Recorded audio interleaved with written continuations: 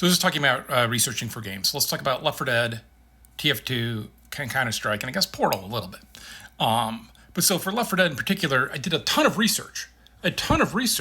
About viruses and everything else. At one point, I was on a plane and I had a book, Flu. It's about the 1917 flu, and also had a pamphlet from the CIA of how to administer poison.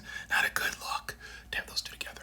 But ends up like, I think I read that whole book and I got like one thing out of it, right? And so a lot of the research is just like, is it in there? You take notes and then you realize, but like the flu and the spread of the virus in Left 4 Dead is super researched. A lot of work done on it. We pull from that though, because you don't want to have players being like, here's the research that I like. So I hate World War Z, where it becomes Brad Pitt's virus, right? I hate that kind of stuff. It just ruins it for me. And then another one is I Am Legend. The movie is horrible. The book is amazing. Read the book. The book is really good, but it ruins the whole I Am Legend. This is why they even name it that, right?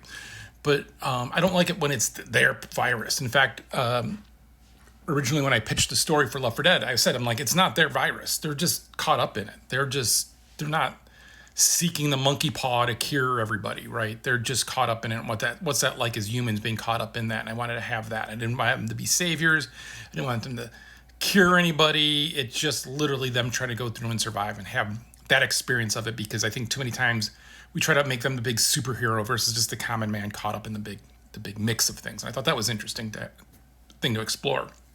So TF2, originally when we were writing it, we thought of human cockfighting. I know cockfighting's just human fighting, but there's a really good trailer called Cockfighter. It's on YouTube. Go look it up. It's a really good trailer. It's a 70s movie. Got us all excited. We watched the movie and we're like, we hate birds, and we still thought that movie was grotesque. We don't have anything to do with that. So we changed that and just kind of decided to not really explain the origins. And so then I forgot to say is the beginning of the Left 4 Dead trailer, someone was around who wanted to put one of the head crabs, one of the poisonous head crabs in the trailer to hint at something. I'm like, hint at what? It has no tie-in. We've done all this research. We're doing all this work. We have our own fiction. We have our own story.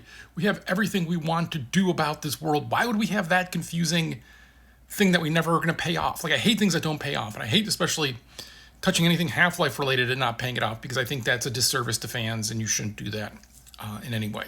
So I remember having to get in an argument over, and they're like, no, we're not going to do that. We're not. This is the same person who wanted to put dead bodies in Portal, which the Portal stuff and Half-Life stuff makes sense because, especially at the time, me, Eric, and Mark were all in a room together, and Eric's doing Portal.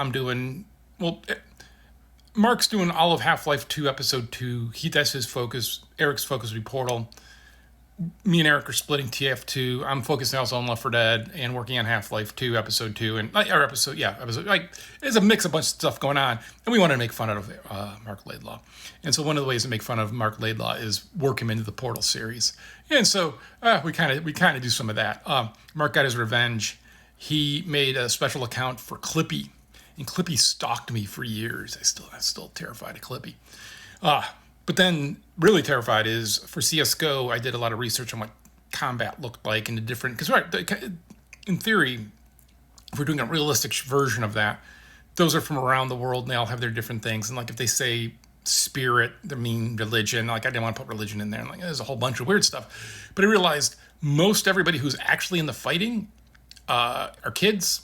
They all talk the same. They all yell the same. They all have the same cares in life. The people who yell all the big military stuff and all the, watch your six and all that crap are the police, because they're all excited and they're playing make-believe, right? They're not really in the combat in the same way. And then watching that stuff just depressed me. I know like now someone sent me a clip of something from the Russia-Ukraine war on Reddit, the combat footage site.